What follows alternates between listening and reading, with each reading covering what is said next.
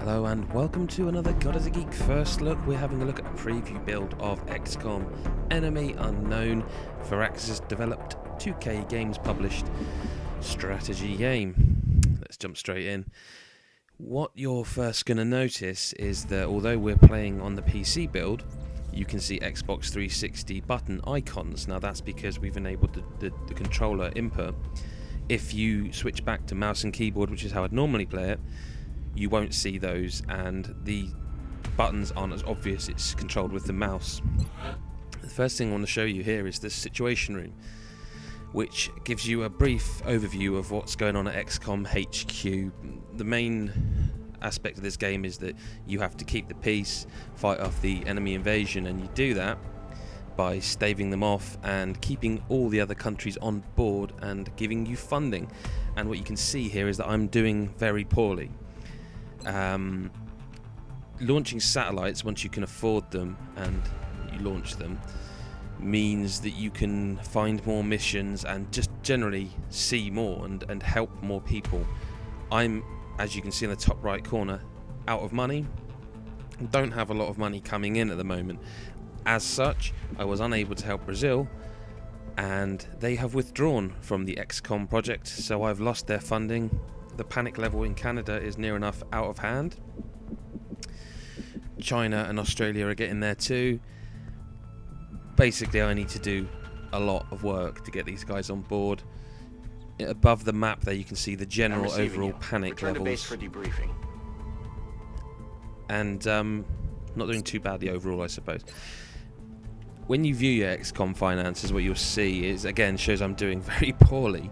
My net monthly income is only 134 space dollars. So, yeah, not doing too well. Now, the grey market is pretty self-explanatory. When you're playing out the missions, just by killing enemies, and just by playing it, you'll collect items and corpses, as you can see, which you can sell. So if I wanted to, I could sell all those sectoid corpses and make 60.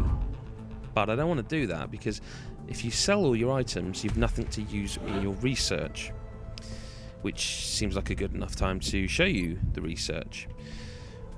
So in your research, you can see, for example, here are the things at this point I have researched, and to do so you need the items that you pick up. So, for example, to research precision lasers, I need 5 alloys and 5 weapon fragments. Carapace armor, I need 10 alloys. These, I haven't got the items in red, so if I sell all those items to the grey market, I won't be able to do any research and get better gear. So it's up to you what you want to do, whether you want money fast or you want to research and get better gear. Which brings me nicely on to engineering, where you can build and buy items for your soldiers and ships. All these are red because I haven't got any money, apart from laser pistol, which I've researched can buy, but I've only got 7 credits, and this costs 7 credits. Now, if I want all my soldiers in the barracks to have a laser pistol, I need to buy 4 of them. You can't just buy 1 and that's it for your armory. You have to buy 1 per soldier.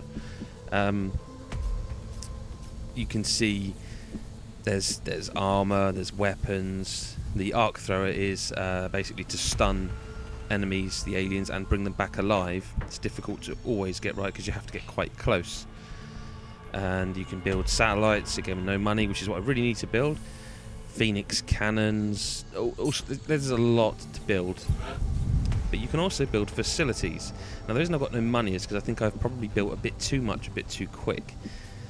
I'm even excavating 2 more areas, because by excavating them, you access the areas around them. As you build the lifts, again, they cost money. I can't afford to do them. But everything also uses power, so you have to build power generators so you can use power.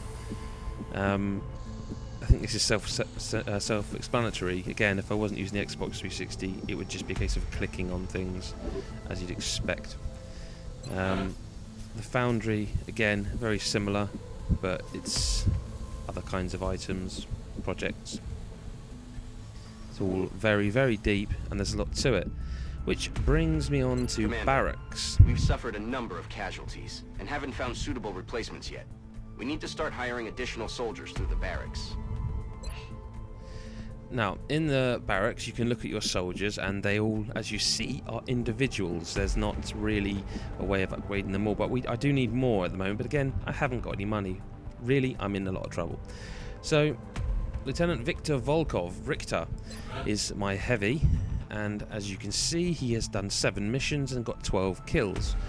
His abilities, well, they all got their own skills. As you level up by killing them, by using them, you get to choose from the skill tree. It's, again, more depth, because this is all individual to the soldier. If I next level up, I'll get him to captain, I'll get to pick one of those, and so on.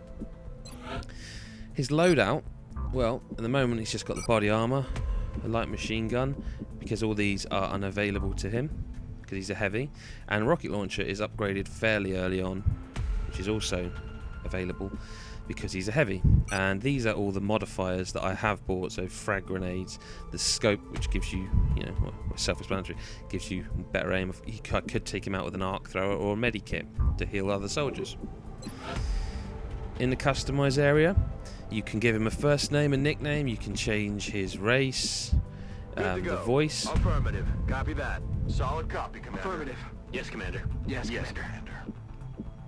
His head, you can, again, it's all designed to really give you a lot of customization options, maybe to even help you identify your soldiers, as your favourites. And if I want to dismiss him, I can.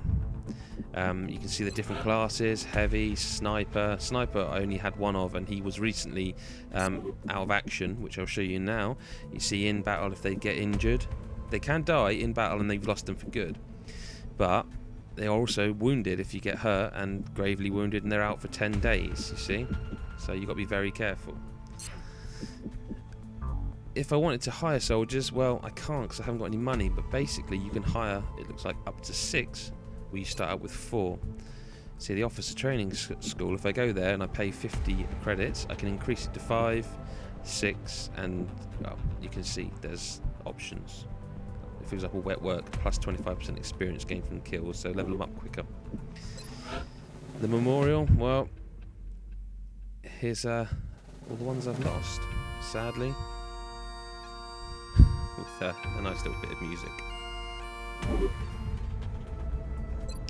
And the hangar, well, view your ship list. You can see I've got 2 Ravens. Now, originally this Raven 2 was also in Europe, but I've moved it over to Asia because there was a lot of problems in Asia, and I needed an interceptor over there to help me out. You can see you can get more, obviously, by buying and building them. And that, aside from if you hold down right trigger with the pad, or you can do it with obviously mouse and keyboard, brings up all my incoming events. As you see, in 3 days I'll have researched heavy lasers. In 8 days I have to report to the council. Every 30 days they assess your progress, and well, you can guess there. 15 days I have a request from Africa that will expire, and in 19 days I'll have built a satellite.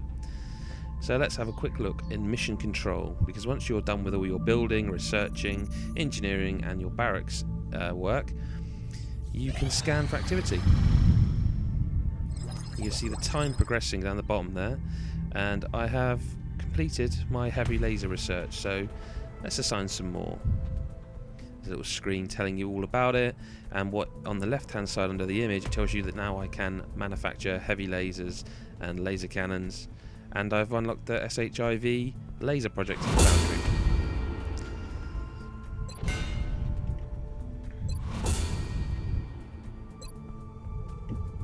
So again, can't do these, so what should we do? Let's that only takes 3 days, that one takes 4, so let's do that one.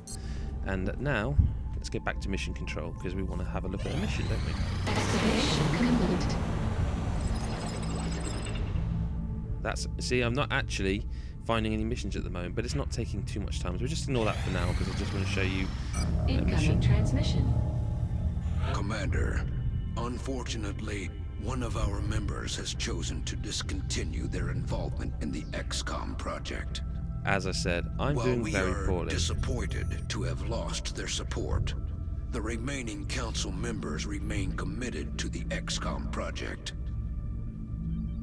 You've done an admirable job in combating the alien threat over the course of this past month, Commander. However, we still believe there is room for improvement in your efforts. Remember, we will be watching.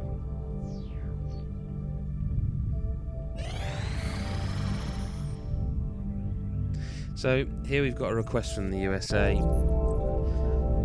Unfortunately, I can't do it again because I haven't got the items they want, but hopefully I will be able to soon, because in time I will have some money.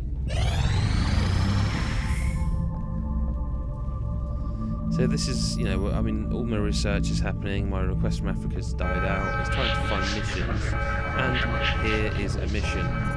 Commander, So, an alien we're receiving abduction. several urgent requests for assistance. There are abductions in progress at each marked site on the hologlobe. So I've got three options here. They're giving me the rewards, how much panic there is, and if it's difficult. So difficult, very difficult, very difficult. But France are extremely panicked, so I kind of have to go there because although it's difficult and I would get more scientists from the United States and engineers from Japan, if I don't do something about France, they're going to get panicked and I may well lose them. So, as you can see, this is basically your squad as it stands. Frag grenade, vest, frag grenade, arc thrower so I can capture them. And if I had two more, if I had any money, I could have increased the squad.